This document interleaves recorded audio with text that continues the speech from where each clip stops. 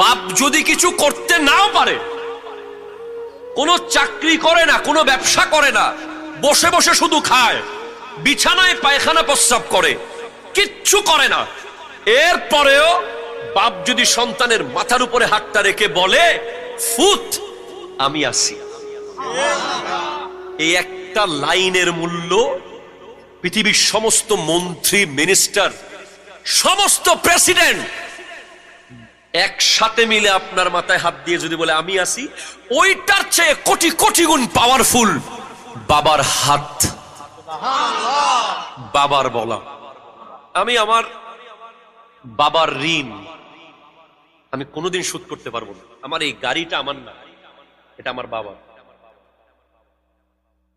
আমার সবকিছু আমার বাবা। আমার বলতে কিচ্ছু নাই, আমিও আমার বাবা। আমার মোবাইলটাও আমার বাবার, আমার এই ট্যাবটাও আমার বাবার, আমার এই ঘড়িটাও আমার বাবার, আমার এই চশমাটাও আমার বাপ মার, আমার টুপিটাও বাপ মার। যতক্ষণ এরা বেঁচে আছে আমার মালিকও তারা। অনেক সন্তান কি করে,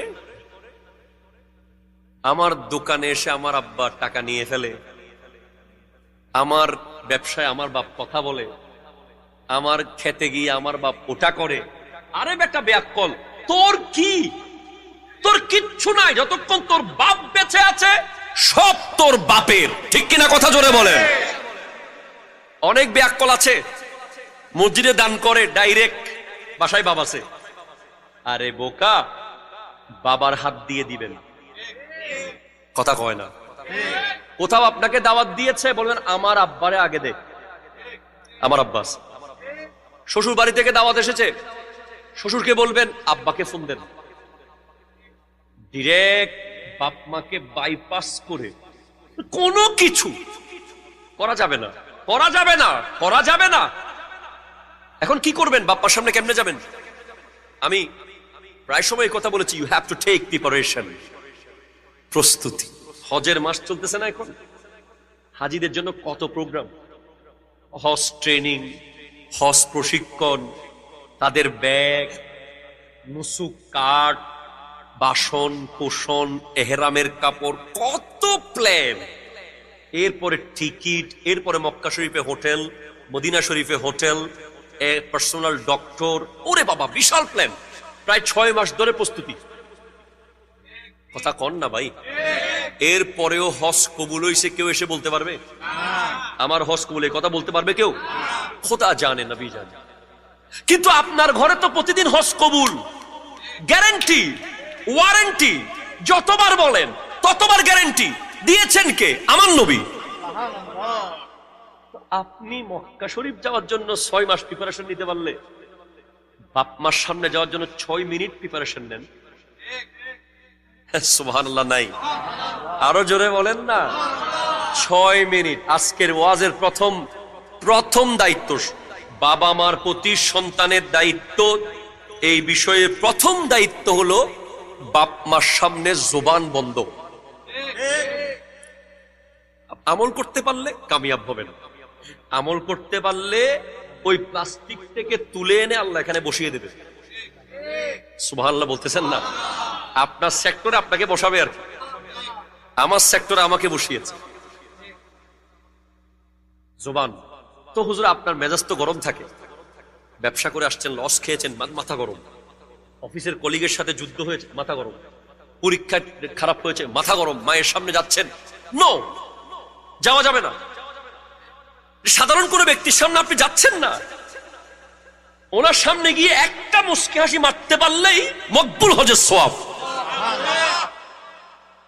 এবার আপনি কি করবেন? আপনি বাইরে আগে দাঁড়ান, দাঁড়িয়ে নিজেকে নিজে বলেন, এই নিজের নাম ধরে বলেন। ধরেন আপনার নাম কলিম। কলিম, তুমি এখন যার কাছে যাচ্ছ, ওনার সামনে গিয়ে যদি মুস্কি হেসে দিতে পারো, তুমি হজের সওয়াব পাবা। সো তুমি এত বড় সুযোগ হারাইও না। তুমি পৃথিবীর সমস্ত নারীকে এক জায়গায় করে তাকাও, হজের সওয়াব পাবা না। তোমার মায়ের চেহারাটা লাগবে। যার মা চলে গেছে ওই মাটির নিচে, সে প্রতিদিন হজ হারাচ্ছে। প্রতিদিন হজ হারাচ্ছে। আমি আগামী বছর আব্বু আর আম্মুকে সারপ্রাইজ দিয়েছি এবার একটা প্রোগ্রামে হজের নেওয়ার জন্য আমি বুকিং দিয়েছি। রফ হজ কাফেলার প্রোগ্রামে আমার আব্বু আম্মু আমাদের পরিবার সহ ইনভাইটেড ছিল। ওনারা চিন্তাই করেন আমি এই কাজ করবো। আমি চেক নিয়ে গেছি, নিয়ে চেক দিয়ে ঘোষণা দিয়েছি আমি আগামী বছর আব্বু আর আম্মুকে নিয়ে যাব। এটা আমি কেন করেছি জানেন?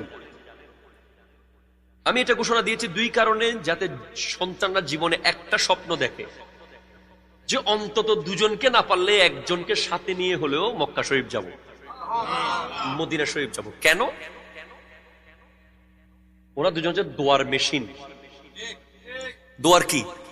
আপনি দুইটা দোয়ার মেশিন নিয়ে গেলেন, ওই যে মেশিন চলতেছে না একটা, কি মেশিন চলত দিবে?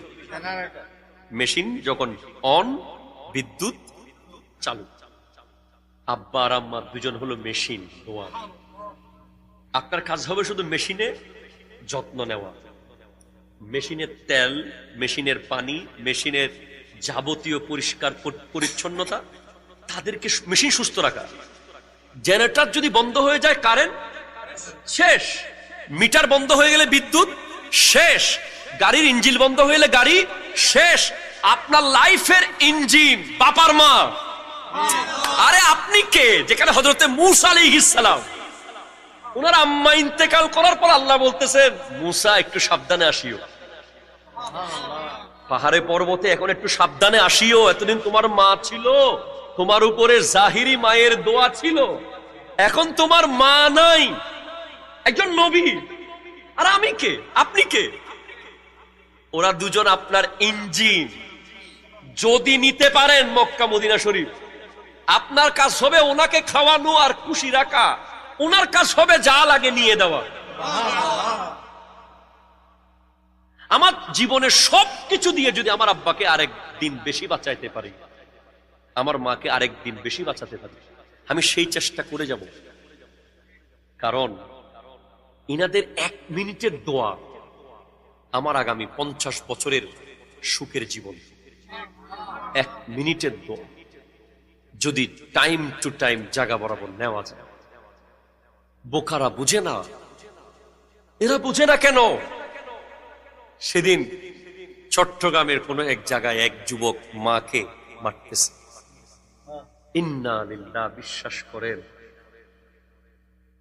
আমি মনে হয়েছে যে আমি বোধহয় পৃথিবীতে নাই, আমি অন্য কোথাও চলে গেছি। কেমনে এই হাত গেল কেমনে? আমি আজকে আমার বয়স প্রায় 40-এর কাছাকাছি, আমি এখনো আমার আব্বা আম্মার সামনে এভাবে চোখ তুলে তাকিয়ে কথা বলবো সে সাহস অর্জন করতে পারি না। আমার ব্যাপারে একবার কথা উঠছিল আমি আব্বা আম্মাকে ছাড়া আলাদা থাকি কিনা। আমি যে ওনাদেরকে ছেড়ে আলাদা থাকবো এই সাহস, ইভেন আপনাদেরকে খুব কাছের মানুষ তাই বলতেছে আমি এখনো বিবি নিয়ে বাপ মা ছাড়া কোথাও যাই নাই। যাওয়ার সুযোগ অবশ্যই আছে, নিয়ম আছে। বাপ মা নিজেই বলছে তোমার ওয়াইফ নিয়ে তুমি বেড়ায় আসো না। আমি যতবার বেড়াতে গিয়েছি আব্বা আম্মুর সাথে নিয়ে গেছি। কারণ যদি চলে যায় আমি তো আর পাবো না। পৃথিবীর সবকিছু রিপ্লেস হয়, আপনার জীবনের সবকিছু, ইভেন বউ যদি চলে যায় আরেকটা বিয়ে করতে পারবেন। কথা ক্লিয়ার কিনা বলেন না? আপনি 4 জন বিবি পাবেন, কিন্তু যদি একবার বাপ চলে যায়, হায় আপনি গরিব, আপনি ফকির, আপনি মিসকিন। আপনার 50টা বাড়ি থাকুক আপনি গরিব, 100টা গাড়ি থাকুক আপনি গরিব। আর যার ঘরে বাপার মা আছে, চাল দিয়ে পানি পড়লেও সে ধনী, সে ধনী। আমার একটা 5 স্টার হোটেল নিয়ে একটা লেখা আছে, সামনে বই বের হবে ইনশাআল্লাহ, লিখতেছি। আর তো হস্টন না হলো না, আই এলে হলো কুরাহাইজের ওয়াজ ফারিদ্দিন হয়, ওনার একটা নাম বুঝুদ্দিন।